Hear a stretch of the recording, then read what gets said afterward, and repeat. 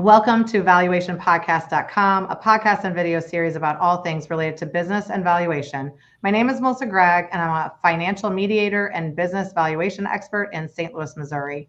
In this episode, we're actually talking about exit strategy, but we're also kind of getting into the company, and we're talking about how to prepare management for sale and to create a business over time worth buying with Tejal Shah, and she's in Houston with Congruent Advisory Services.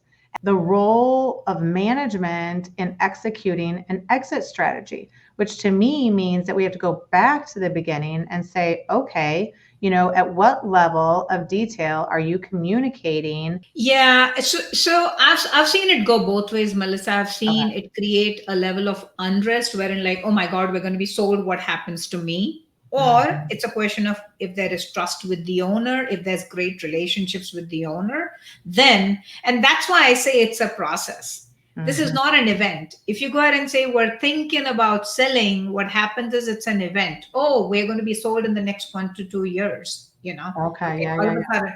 But if it's a process where you've kind of seen to it that your people are also trained, they are aware, they know of the value which is being generated in the business, the owner has invested in them, in their training, in their knowledge, in their preparedness.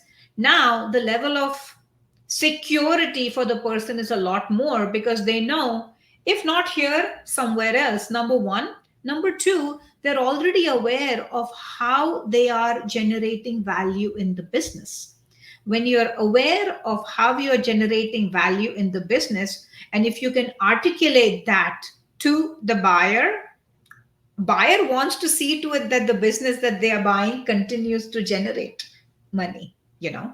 So they're more secure and they're more valuable to the buyer.